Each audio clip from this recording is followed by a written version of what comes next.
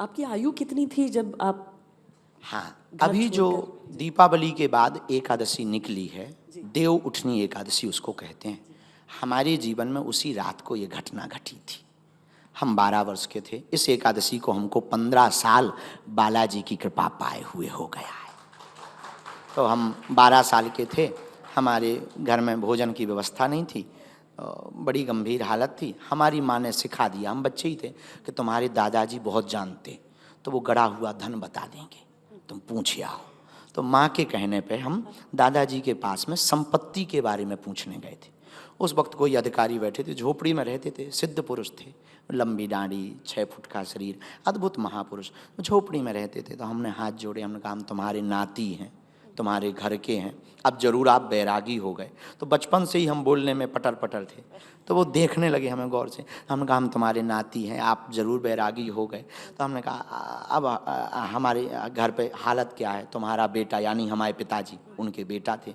हमने कहा भोजन की भी स्थिति दयनीय है, बरसात चल रही, कुछ बता दो, भोजन भजन चलता रहे। दादाजी बोले रात को आना। हम रात को गए। गुरु की दृष्टि तो गुरु की दृष्टि होती, वो तो देख लेते हैं कि कौन पात्र है। तो रात को गए, फटी हुई धोती पहने हुए थे हम, और चढ़ गए मंदिर जहाँ बागेश्वर हनुमान जी हैं, वहाँ झोपड़ी में दिया जल रहा था, वो बैठे थे झूले पर। हमने प्रणाम किया, हमने बब्बा, गांव में दादाजी को बब्बा कहते, बुंदेलखंडी भाषा में, तो हमने बब्बा प्रणाम किया। तो बोले आ गए बिटवा, हमको वो बिटवा कहते थे। हम कहे जी। उन्होंने कहा कि जाओ स्नान कर आओ। ठंडी, बरसात की ठंडी थी थोड़ी थोड़ी, हम ठंड में गए, स्नान करके नीचे हैंडपंप से आए।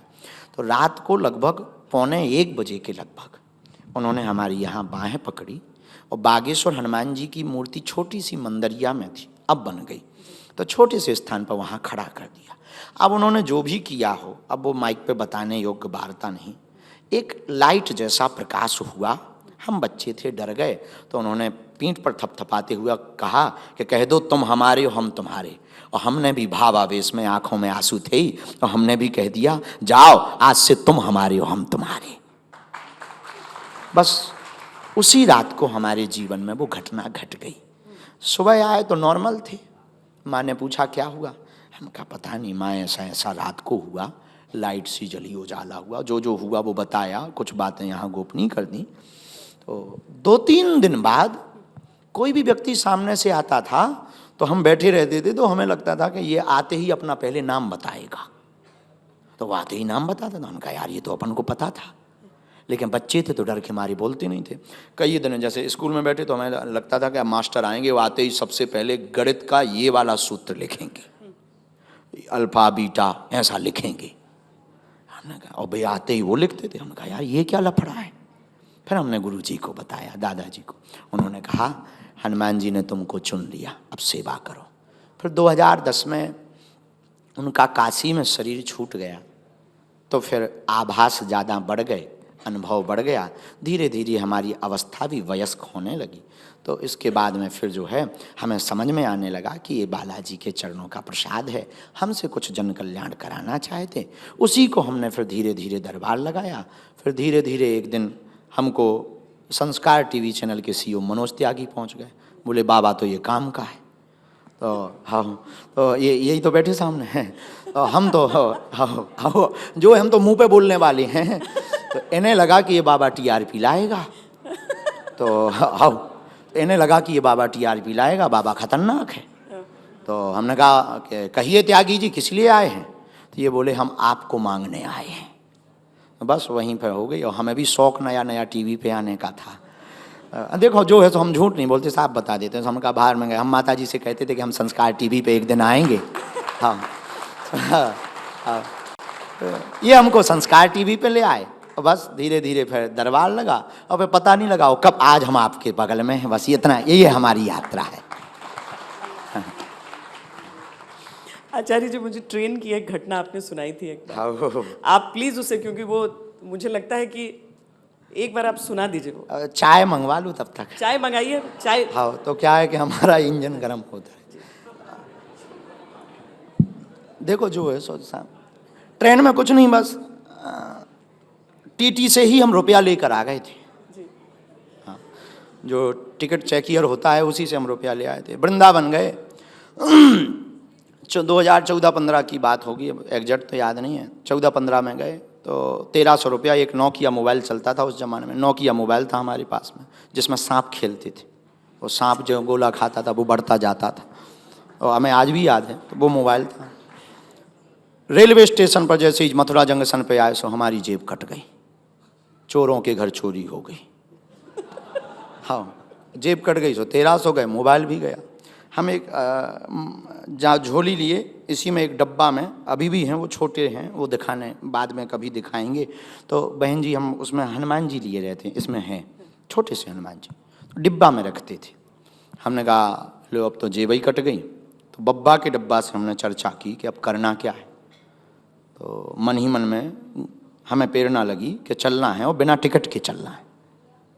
हमने कहा बात सही है, बिना टिकट के। थोड़े मोड़े पढ़े लिखे तो थे, बहुत चटर पटर बच्चा थे बचपन से ही।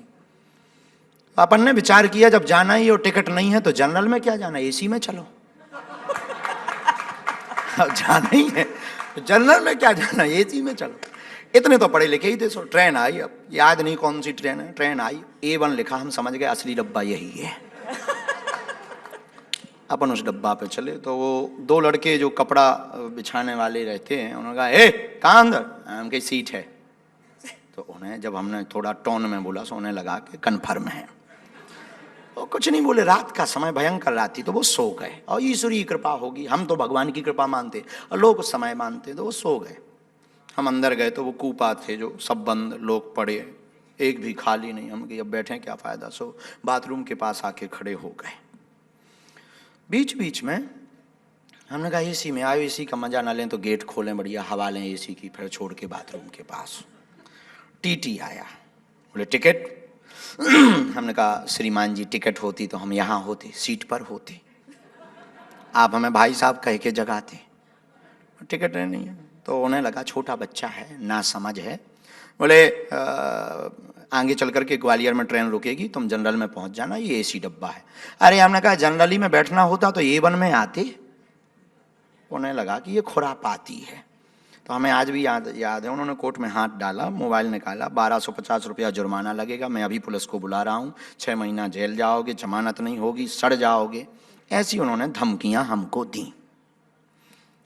हमने बालाजी से प्रार्थना की कि इसके पहले बेइज्जती हो, जो कुछ खोलना हो अभी खोल दो, छोड़ दो। तो हमने कहा कि क्यों तुम्हारा नाम फलाने सिंह है।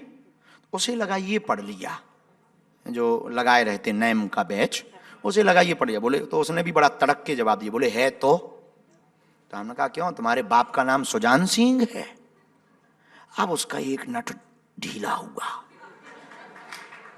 बोला तुम्हें कैसे पता। अरे हमने कहा हमें पता, हमें तो ये पता तुम्हारी पत्नी का नाम सविता है। अब उसका दिमाग खराब। वो बोला कहाँ से हो, बिहार से हो क्या। अरे हमने कहा नहीं, अब पहले कौन आधार कार्ड चलाते, हमारा स्कूल का आइडेंटिटी कार्ड हम रखते थे। हमने वो निकाला, हम पढ़ो शासकीय उच्चतर माध्यमिक विद्यालय गंज, जिला छतरपुर, मध्य प्रदेश। स्कूल का आइडेंटिटी कार्ड दिखा दिया। हाँ, तो बोले तुम कैसे जानते। अरे हम कहा हम तो ये भी जानते तुम्हारा लड़का नहीं है। अब तो वो बिल्कुल ही न्यूट्रल हो गया। उसने मोबाइल डाला वापस, हमें आज भी ध्यान है, उसने पकड़ा हाथ, चलिए। हम कहा चलिए। अपनी सीट पर ले गया, सफेद सीट। और हम तो दिन भर के थके परिक्रमा के दए भूखे थे, ऊपर से जेब कट गई सो टेंशन में। बोले बैठिए, काले पांव पड़े थे, धूरा और गोबर के लगे। हमने बढ़िया ऐसे पहुंचे और बोले चाय। हम कहीं नो, कॉफी। आओ चाय क्या पीना,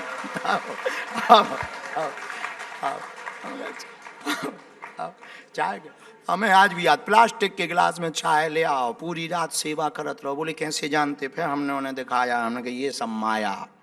पूरी रात से उसने किसी की टिकट चेक ही नहीं की। हम कहा जाओ, लड़का होगा, आशीर्वाद है। फिर बस इसके बाद हमने उसको ये भी बताया, हम कहीं देखो आशीर्वाद से लड़का नहीं होना है, डॉक्टर को दिखवा लेना, ट्यूब ब्लॉक है पत्नी का। तो ये भी हमने उसको बताया, तो वो फिर मान गया। और बोले कुछ भी कहो, आप तर्क वाली बात बोलते हो। हम कहे नहीं, हम नहीं बोलते, बुलवाते हैं हनुमान जी। सुबह झांसी पहुंचे 5-6 बजे के बीच में। झांसी जैसे ही पहुंचे बोले गुरु जी आज से आप हमारे गुरुदेव, उनकी तुम चेले। बस हमने आशीर्वाद दो। उसने 1100 रुपया निकाले, बोले गुरु जी कुछ सेवा। हम की ला हमने 1100 जेब में डाले, जो दूसरी वाली सही जेब थी उसमें डाले, बाहर निकले। हम कहा 1300 गए, 200 टिकट के कट गए, चलो बस पे बैठे हो, बागेश्वर धाम पहुंच गए। ये हमारे जीवन में घटना घटी थी। लेकिन किस्मत की बात, रुकिए, किस्मत की बात कह लीजिए या कृपा कह लीजिए, ये यही समझ में नहीं आया, इसी का नाम ईश्वर है कि उसके लड़का हो गया। अब वो हमारे पास धन्यवाद देने आया। वर्तमान में दक्षिण भारत में एक शहर है कोयम्बटूर, कोयम्बटूर में वह जो है अधिकारी है कोई बहुत बड़ा। आज भी हमारी टिकट 1-2 घंटा पहले वो करवा देता है, उस दिन के बाद कभी चेक नहीं हुई। ऐसा हमारा वो जो है, ऐसी हमारे जीवन की घटना।